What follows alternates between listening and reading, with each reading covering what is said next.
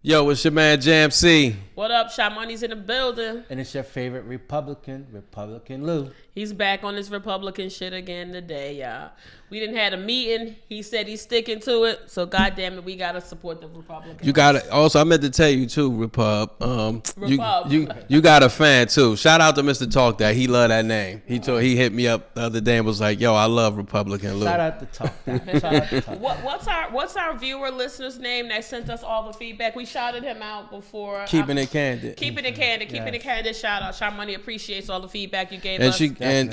She gave her a list on the island too. I said they got to do it in the email, but she gave her a list of the five things she did on the island. We gotta bring. We gotta bring that back and shout out the list. If you guys have been following us, y'all know we put out a little small snippet last week talking about what would you need to survive on a deserted island. We got some really cool things from a few listeners, so we want to bring that back next week and do a little segment where we share what they shared with us on what they need to survive.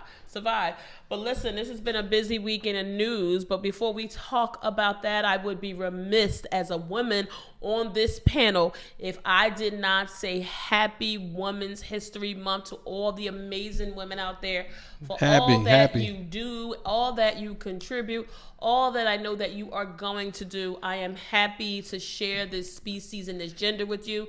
Salutes to all of you. Keep doing what you're doing. Well, I want to add to that because I think it was a couple of weeks ago. Me and Jam was having a conversation. But y'all was talking about me again. We were. Yeah, we were.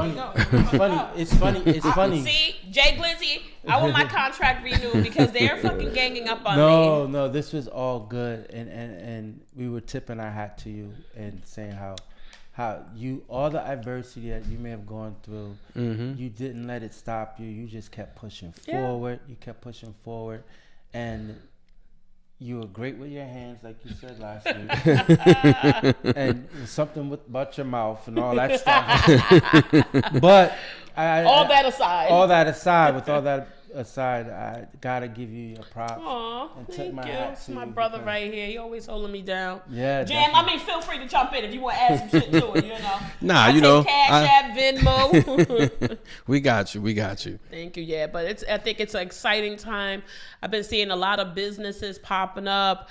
I want to shout out Jaren Kinney. You guys, Jaren came on our Conversations in Cocktails.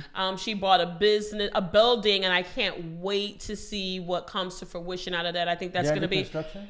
I don't have all the details yet, but I'm going to connect with her to find out a little bit more, but also more importantly, find out how I can support whatever she is investing in. That's dope. I think that's going to be super amazing. Another shout out, sorry. Please. Tasha Cooper. Your cousin. Okay. That shout I know. Yes. I wanted to say, I started to send it in the text. I was like, no, she don't think I'm being funny if I say that. But I was like, I wonder if she know how good her hands is. Yeah, but she does. She was there that time I told you about the thing in the auditorium with the girl in the gum. Your cousin was there. I'm not sure if she remembers, but she was there. She was in the drama club thing with us. Okay. But yeah, anybody want to talk about their week? Anything exciting happening for you guys? My week was pretty even kill.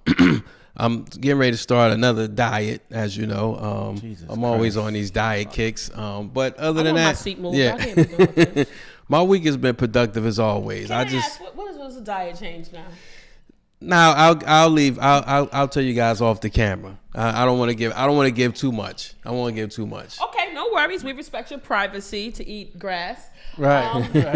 Republican Lou. What about you? Never mind. But nonetheless, my week has been. I've been a little under the weather a little bit. Really? Why would you bring your ass and sit next to me then? I love you. Okay. Yep. I don't have a comeback for that. I love you too. Fuck it. But you know, I'm getting better. I'm healing. Well, what was it, like a cold? Yeah, it's a little sniffle. Well, the weather was icky too. Yeah, it was like 60 one day, and then we snow went. another day. Yeah, it was ridiculous. Wow, it was silly. Wow.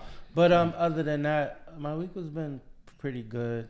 Just kicking back, just chilling, not doing too much of nothing. That's cool. Taking it easy, kicking a breeze. Just getting ready for 2024. You know, Republicans taking over the House again. Other than that, and you may have a point. He's only coming to the show to find out what the Democrats and the independents are thinking about, so he can go back and share with the Republicans so they can build out their strategy. I was having a conversation with this guy who claims he's an independent, and we're going back and forth. So no, I'm a Republican, right? We're going back and forth, and he says, well, I'm an independent. I said, you're an independent nut. That's what you are, right? I said, is it safe to say that independent is a political whore? Because whatever side that benefits them, that's what side you're going to go to, right? Yeah. No, that's not true. That's not true. Like, yes, it is. You put his ass on the hot seat. Put him on a hot seat. I can't wait till my Make America Great Again cap come in. Well, listen, I tried a new place. Well, you guys know we're located and positioned in northern New Jersey. I am not responsible for being a brand ambassador, but I do believe in recognizing small businesses. And I tried this vegan cafe today. It was called the Zucchini Bar. And I want to shout out my stylist at Onaji Hair Studio, Tanisha. She's been on the show. She actually told me about it. So I wanted to go give it a try. Absolutely. It's the best vegan place that I've had because I've tried. Well, slutty vegan aside, I think they're at a different level, but I have tried a bunch of, maybe about 5 or 6 different vegan restaurants, and all of them were bad to me. This was actually really, really good. Wow. It's called Zucchini Bar. Check them out. They have Instagram. I do believe they have Facebook, but you can also Google them if you're in the northern or anywhere in Jersey or New York, Connecticut. PA, come check them out. Their food was really, really good. I had like zucchini pancakes. Okay. And something that they told me was beans, but it looks like eggs and it tastes like eggs. And so my mind is still swirling from that. They called it mukbang. I don't know what it is. I haven't had an opportunity to Google it, but it tasted like eggs to me. And then they had a fennel hash. So you know, like the green stalk of fennel? Yeah. But this, once they did whatever they did to it, it looked like sausage. All I'm going to say, it was amazing. It's in Newark? Yeah, it was in Newark, right on Central Avenue. And then right next to it is a juice bar and a water bar. And then there's another cafe called the Blueberry Cafe that I also hear really exciting things about. So I'm going to go. Blueberry Cafe, you and I did go there. Went there, right? Yeah, we did. So I'm going to try Blueberry Cafe. So if you are in the tri-state area, go shout those businesses out. Nice. Black owned, so shout them out. But listen, there's been so much swirling. If you have not been living under a rock in the last month or two, I'm sure you have seen it come down your feed at some point, and that kind of brings us to today's topic. People have various views of how families should accommodate their adult children, and there has been a lot of backlash, primarily, in my humble opinion, focused on families of color who expect their adult children, sometimes 18 or 21, to contribute to the family household bills or other things. And I think they tried to put such a negative spin on something that, in my opinion, I don't think it's meant to be negative. But we're going to talk. Do you think that your adult children should pay bills in your home if they're still residing with you? I know I have some strong views on it, but listen, we want to hear your views. Jan, where can they hit us up if they want to share their views after the show? Goinvocal@gmail.com. That's GOINVOCAL@gmail.com. All right. Nice. Look at that. That's what I do. That's what I do. Listen. This is. Listen. You do the damn thing. That's a forever crown. That's a forever crown. But listen, folks, we're gonna kind of cover our views. So I'll just put the question out there. I mean, I know Republican Lou, your daughter, is not quite there, but as she starts to hedge towards adulthood, and if she has to live in your home or in an environment where you are the primary, caretaker, and Jam, you have an adult child, what are your thoughts about your adult child contributing to household bills and things like that? I don't know. I think I would have to go against the way that I was brought up. Right, and tell us a little bit about the way that I was brought up, and maybe because I am a man, or I was a boy then, but my mom always like, you got to pay something. You need to be responsible. You got to pay something. I remember working the summer speedy program, and I used to get my check, and she would walk me to the check cash and play. My mother did as well. You giving me something out of this check. Like, Ma, it's only $120. Nigga, give me $40. Give me something, right? So. And that was her way of showing me that, you have to be responsible, you have to pay something. But I kind of feel a little different about that because of my own and my daughter. I think, there's other ways of teaching her and showing her to be responsible than making her pay towards household expenses that I gotta pay anyway. You understand? I gotta pay it anyway. So probably not as much as she turned this shit off, but I still gotta pay it anyway. So gotcha. I'm a little indifferent on the way that my mom, nothing against you, mom, rest in heaven. Right. But I'm indifferent on that topic. Gotcha. What about you, Jan? What's your thoughts on? The way I would do it would be a little bit different. I probably would charge my daughter, but here's how I would do it. She wouldn't know, but it would be an investment fund to her future. Let's say my child lives with me and maybe she didn't go to college. She decides she wants to work or get a trade or whatever, but she works. I would take the money that I charged her, I would save it. So when she decides she wants to get out on her own, she has money to get started with. But I wouldn't apply it towards any household bills because to lose point, you got to pay that anyway. Okay. So that would be my plan. I guess my perspective is a little bit of a hybrid. I guess the part about this narrative that I don't like is that they are targeting people of color, and they were very clear in some of the social media posts that I saw. They talked about black families. Why do black families have to normalize charging kids rent at 18 and 21? Before I give my feedback, I just want to say I have watched all my life Spanish. I lived in North Newark in New Jersey. If you know that area, it is primarily a Spanish descent. You have some Italian, but it's primarily Spanish. Portuguese. I have watched these people as a family all pay bills in the house, down to the youngest people. And it's a community style. They cook together. Everybody's working and pitching in, and it's not just the adults. And we praise that, right? But then by the same token, when black families who are economically deprived, and in some cases you have one parent, whether it be the mom or the dad in the household, who in some cases, not absolute, might be struggling, why the fuck shouldn't a 18-year-old contribute a little bit? I'm not saying pay mom's mortgage or anything like that, but why shouldn't it? Why is it not okay for us to do that? And you're right. And I think it's unfair, the comparisons that they were making to some Caucasian families. A lot of these Caucasian families they have generational wealth, so they can afford to let their children stay there while they go to medical school or do this or do that. It's not the same. So I think it's unfair because you're not comparing apples to apples, right? So I think the way that it was coveted was incorrect, and I think it's very biased. So if you're gonna really try to compare it, you gotta compare the same demographics to the same demographics. You can't look at the 1% who allows their children to live there till they're 30 and 40 and bring their wives and children there. This environment we live in has a lot of inflation. And so I think that you have to take that into consideration and not make it such a negative.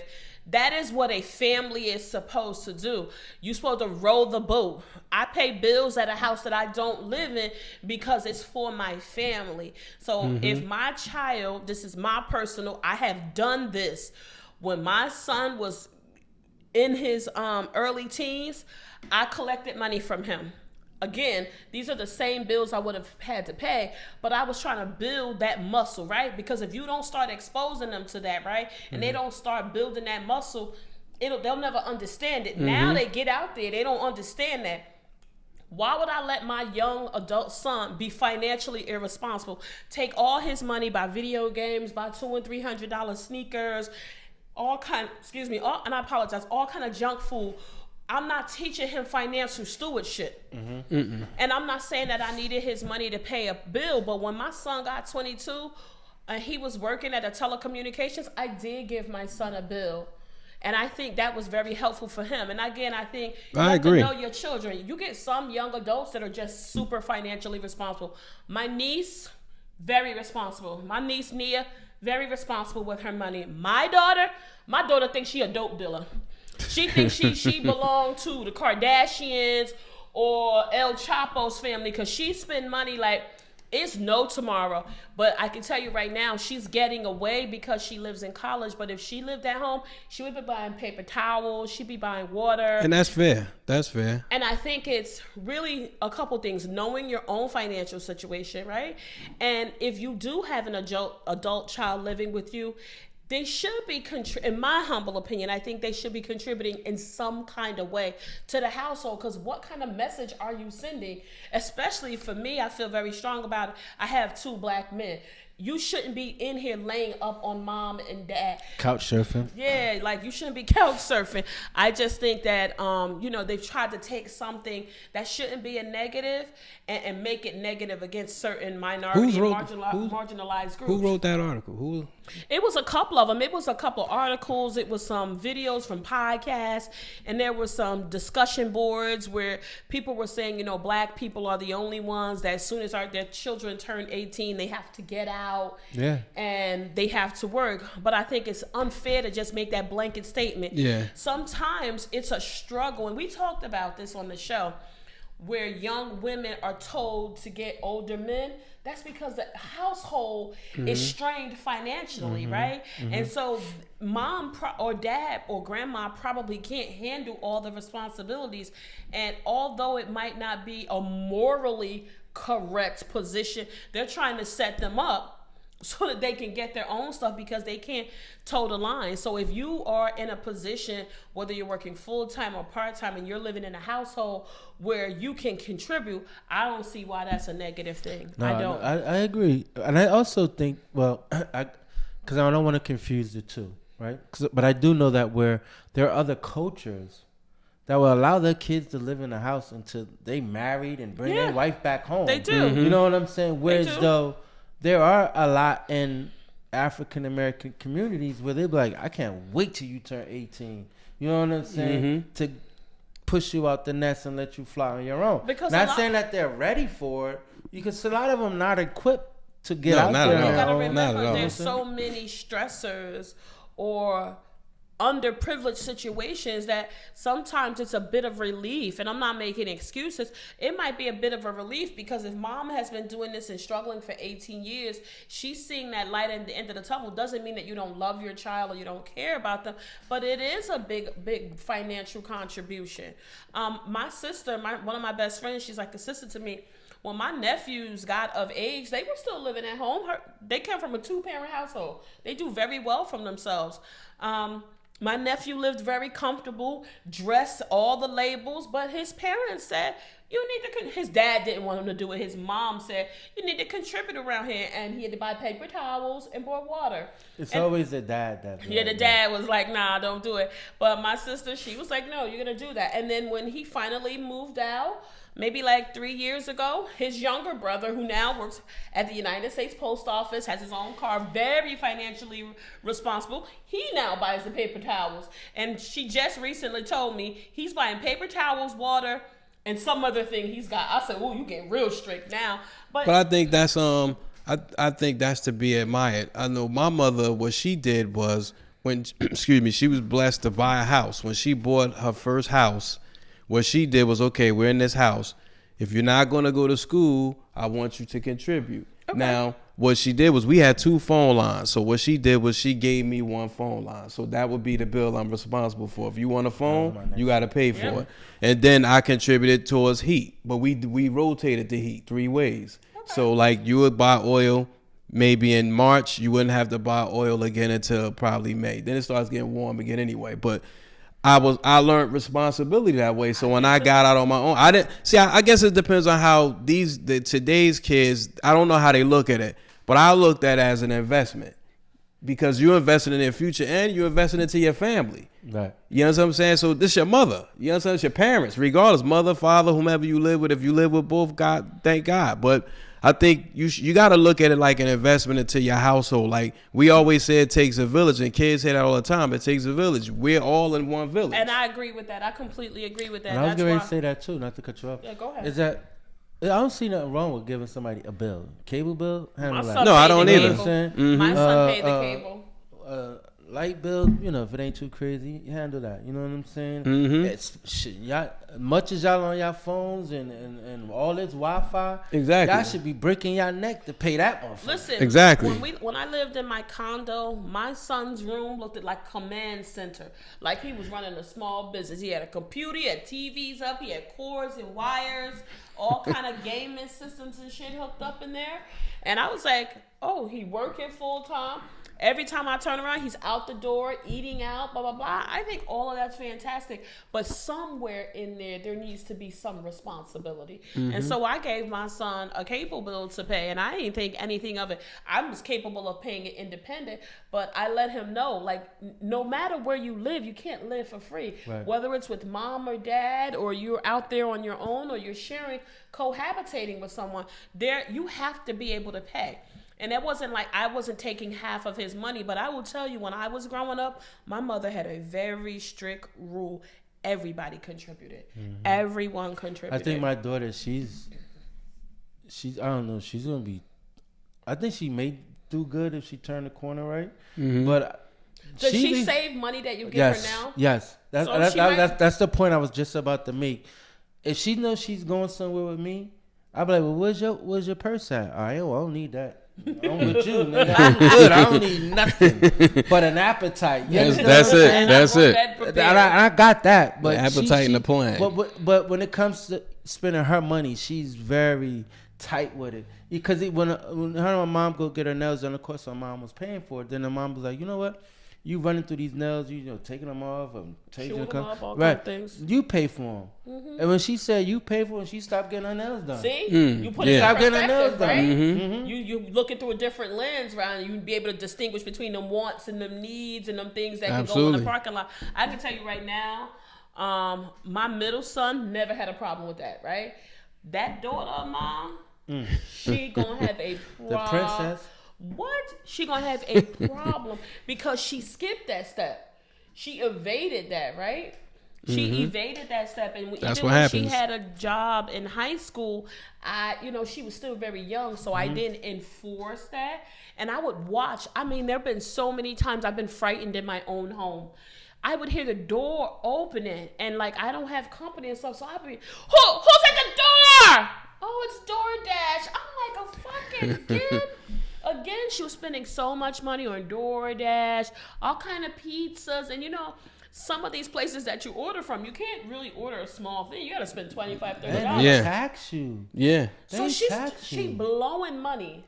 Now my daughter's irresponsible financially, so I got to reel that back in. So that's where I was going earlier. Like, I think you have to know the individual, but I also don't think that it should be a completely viewed as a negative, right? Family should stick together. Like, we should be a community and we should help. How much? It depends on what your family is, right? And I think I know black families. Like my uncle, when he got married, they moved back home with my grandparents for a little bit of time.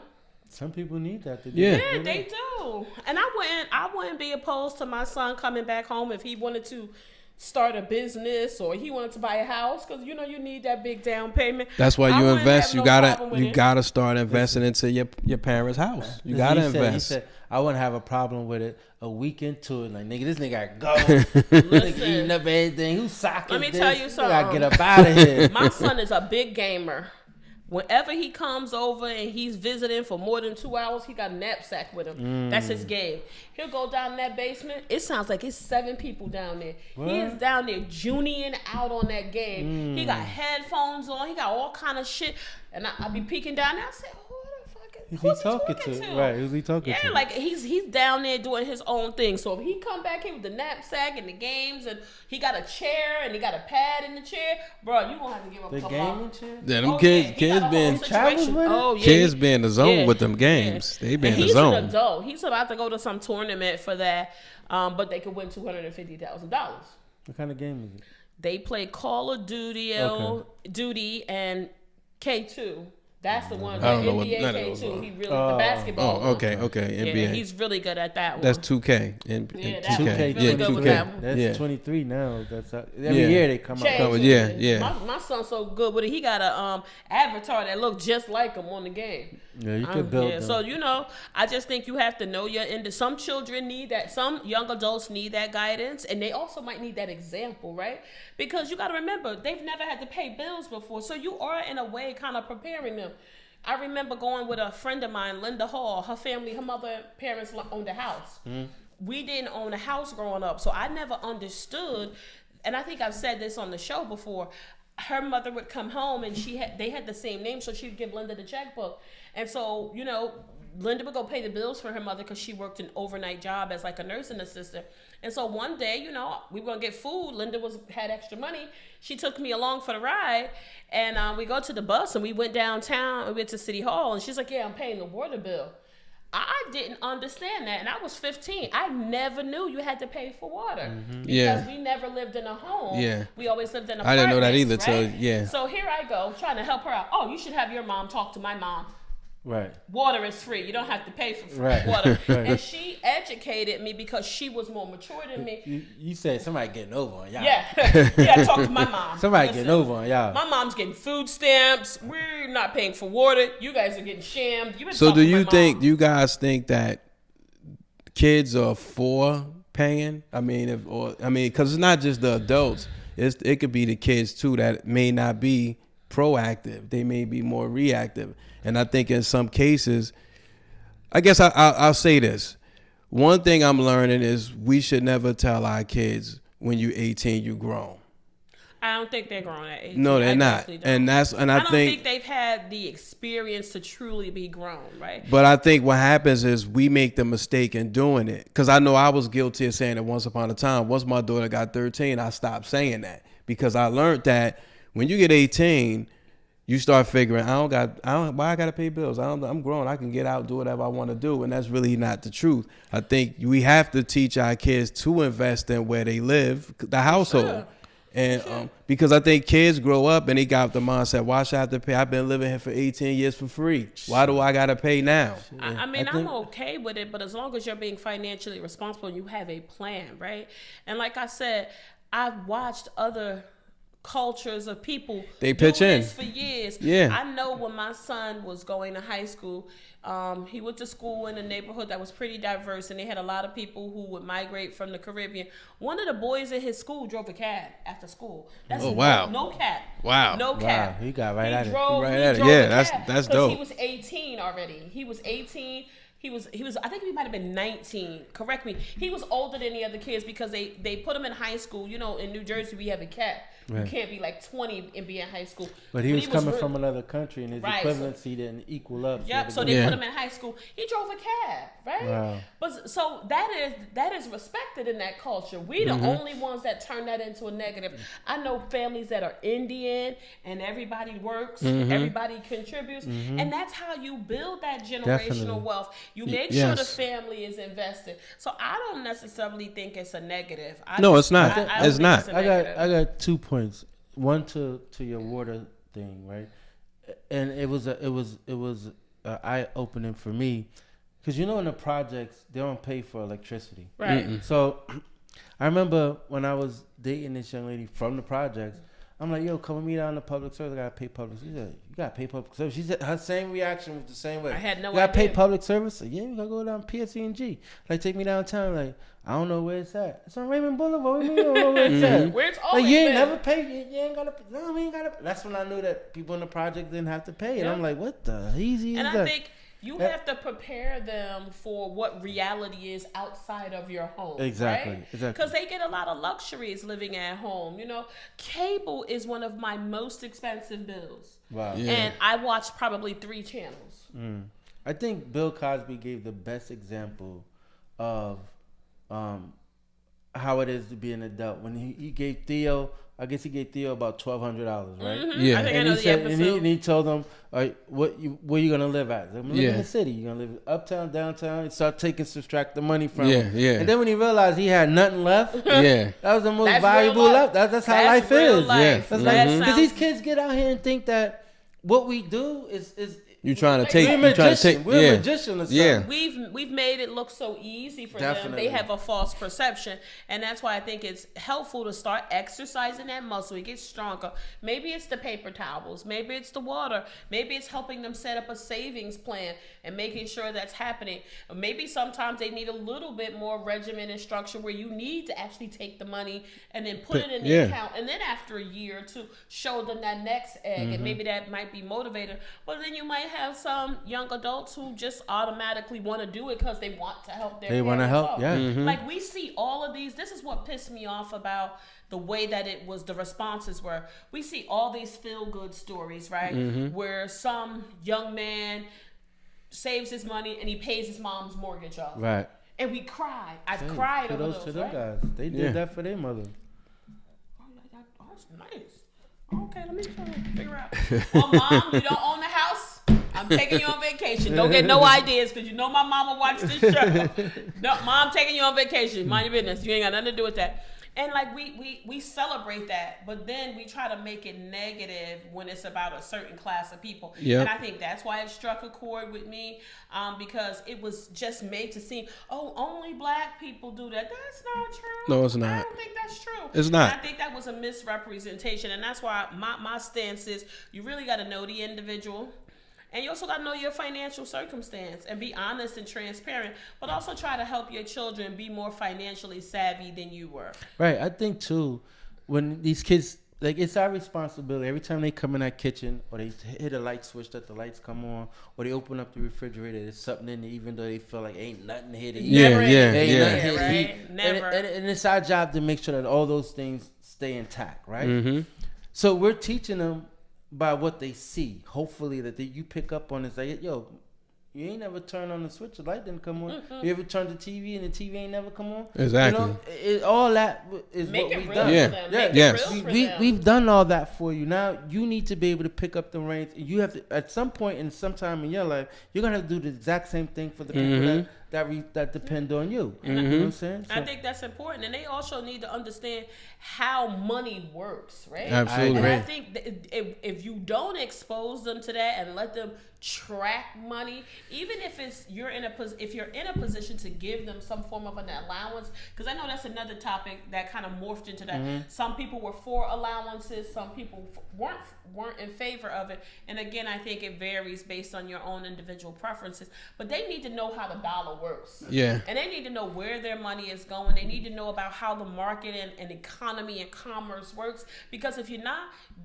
you're going to set them up. I'll be very transparent. I didn't have that understanding. No one ever sat me down and had a financial conversation. I had to learn all my lessons the hard way. I ruined my credit because I didn't understand how credit cards work. Right. And I thought credit was like a big deal because I always saw my grandparents with a ton of credit cards. My grandmother had a credit card. She had a Bamberger. She had Stearns. Yes.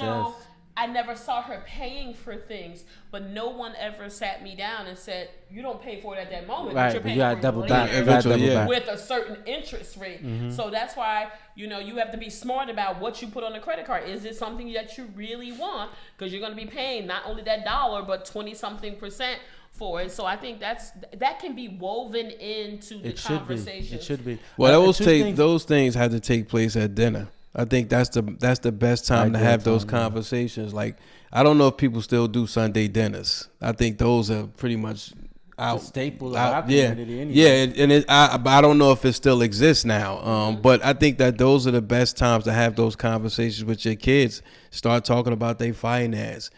Here's a great exercise.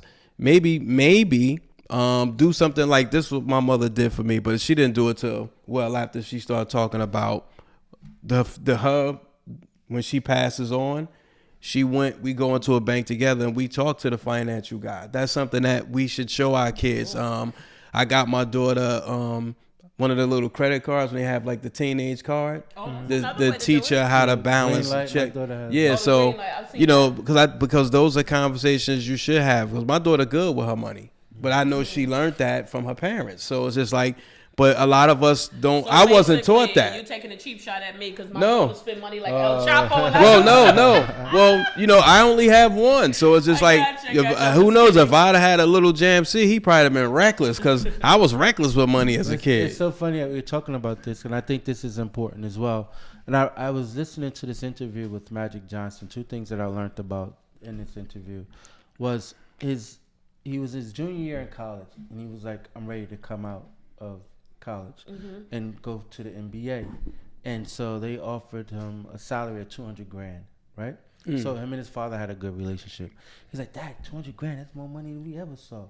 He said, boy, you've been broke this long. You could be broke one more year, right? So he went back in and then won the championship, ended up being drafted number 1, right? Okay, so yeah. with the Lakers and end up making more money. The second thing is being financially literate, he wasn't, and he passed up on a major deal, right? Oh, really? So when he came out with his sneaker, it was either Converse or Nike. Yeah. He said Converse came with the bag.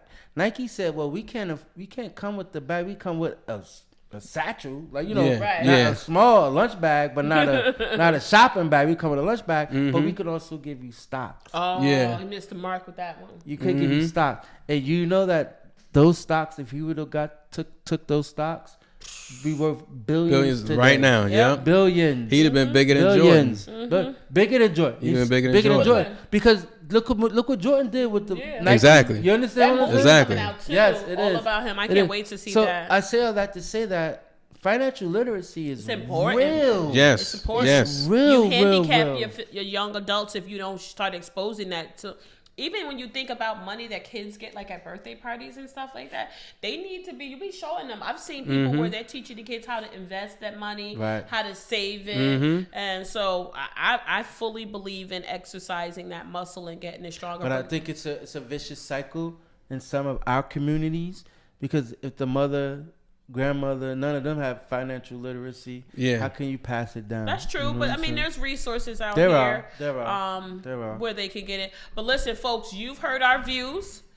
A little bit of both, a little bit of a hybrid. But Jam, where can they tell us one more time? Where can they send their feedback in? Goingvocal@gmail.com. That's GOINVOCAL@gmail.com. You See, got if this it. was a spelling bee, you would have got that wrong, because you didn't say going vocal after you spelled the word. Ooh. Okay, See, sorry about that. rules are getting tight around here. Okay. Strike. But listen, folks, we're gonna transition into my favorite part of the show, that people need to get people, places, or things need to get their shit together.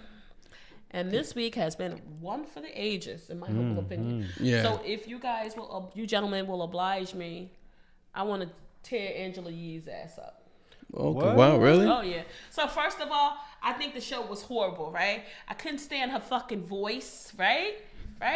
And the irony The of whole you. show was the Breakfast Club. I never watched that. That shit was corny to me. I think liked the it. voice of radio had changed so much. It wasn't interesting to me, and plus, I don't like a lot of the music, and so I just thought her voice was horrible. That aside, she's no longer in the Breakfast Club. Right. Now she wants to come back and claim foul play. On Breakfast Club? Yeah, said she was treated unfairly. A bunch of hoopla and shit she's saying about being the only woman. And so DJ Envy is saying, oh, no, you fronting, you capping. That's not true. So she was on Tamron Hall. So if you guys haven't seen it, check out the Tamron Hall episode with Angela Yee. But now, given her claims, a lot of stars that pass through the doors are coming for her fucking neck. And saying you want to come back now and say you were not treated fairly, but you sat there and you contributed to other women being torn down, and now you want our support. It don't work that way, sis. If you a sis, you be a sis always. Same and you energy. have a responsibility. You have a responsibility, and sometimes that responsibility means you have to stick your neck out there, and you may have to take some blows to the face for the greater good. And you sat back quietly with your hands under your lap, being a good little steward, and now you want to come back and try to spill the beans? Oh no. So for that reason, and some other reasons, Angela Yee, you need to get your shit together. Because she sat right there when Charlamagne told Lil Mama up. for stepping up on that stage. But he spoke Jay-Z. his truth. You gotta respect him whether you Right, like him or not. Angela Yee didn't. No, she didn't. No, she did not. stood She up did for not. And one person that came out and ripped her new asshole was Erica Mena. Yeah, check it out if you guys haven't seen I'm it. definitely check it gonna out. check Yeah, I'm that gonna check out. that out. They I'm on her definitely gonna ass. check They on that her out. ass. What you guys got? My get your shit together goes out to Alex Murdaugh. Ooh, Murdoch. Murdoch, Yeah, whatever. yeah. You know, there's a documentary out about The Murdochs. Yeah, They've been doing this shit for years. Yo, they've been knocking niggas off for a long time. They money been long. They fighting cases and ripping niggas in the ass. Hiding boats, all kind of shit. Word. And you so, can hide a boat. so you know, he goes out and he kills his son, he kills his wife, and he think his money and his white privilege will get him out of here. Get him off of it. But Get him out of here. But now you got 2 consecutive life sentence. They running wild. Why would somebody get sentenced to life and then another life? They don't want him out. That's why. If he got life, he ain't getting out. He's not getting out. They're making sure. He getting out. So, but they're also trying to send a message. Yes, and then that message is well received. Right? Yeah, basically. Because in South Carolina, they're killing people, but they gonna rock you. They rocked him. Lucky he didn't get the needle in his fucking arm. Word. They rocked him. deserved. They rocked him. So Alex Murdaugh, Justice was served. trying to kill somebody and get away with it. Get your shit together. Get your shit Get your together. shit together. My get your shit together. And he's a good Republican too. Lost okay. one. I lost You lost one. Just lost one. My get your shit together is going out to the American Customer Service Society. Okay. Customer service. I don't know if you guys experience it, but I'm sure some of the listeners have. I call my cell phone company. Verizon. Okay. I'm guessing. You know, I'm guessing because I know a lot of them outsource, and you know, I'm used to speaking to a proper English individual. Okay. So first, I get a person that gets on the phone. I'm not going to give their ethnicity, but they came on with an attitude, so I know they mad. It's hard as hell to get customer service with these cell phones now. So I'm talking about maybe adding and taking something away to my phone, like just making some changes. I can't understand this person's accent. Okay. So I'm just like, yo, I'm trying to be patient. I have to you have to ask somebody, hey, repeat that again like 1,000 times. So that's just no disrespect because they're already nasty. I like to speak to somebody else because I really can't understand your accent. Hold on with an attitude. They get somebody else. This person has a worse accent. I'm like, you gotta be shitting me. I said, listen, no disrespect. Do you have anybody from America on there? Oh, we got somebody. I'm gonna get my man. We got somebody. They speak really good English. Yo, this person gets on there. I said, you know what? Fuck it. I'm just gonna keep what I got. I couldn't understand none of these motherfuckers. They worked you. They need to get their shit together. They What? worked you. And I'm the most. Y'all know me. I'm real patient. But if I get out of pocket, I'm pissed. Yeah. Needless to say, your boy didn't get no changes because I couldn't understand these motherfuckers. I gotta go inside the store. Then the crazy thing is, you go in the store, they tell you gotta call customer service. You thought you gonna downsize on us, nigga? Now we'll work you over. Yeah, shit. Well, listen, some phone companies. I know I got T-Mobile. If you call and you speak to a customer service rep, that's $10. That's how they try to deter you. They charge you $10. Oh shit. It's $10. You should have kept that quiet. I hope somebody that works at Verizon and watch this show. They do. $10 just to talk? Because they want you to use the automated system. They want you to use the automated system. But it's so funny you said that because I called Xfinity and I'm like, I'm looking at my bill, I pay this, and I see they got new promotions out. I'm like, all right, I wanna. And Shorty like, yo, I got you something better. Like, what you telling me that you're giving me is more than what I'm already paying. I don't want that. That's their job is to upsell you. But listen, again, before we close the show, we here in the Vocal Lounge, the Going Vocal Squad, we want to shout out all the women who are blazing trails out there. The young women, we inspire you. We support you and all that you are about to do. You guys are about to take the reins and do great things. So we are shouting out all of the amazing women out there.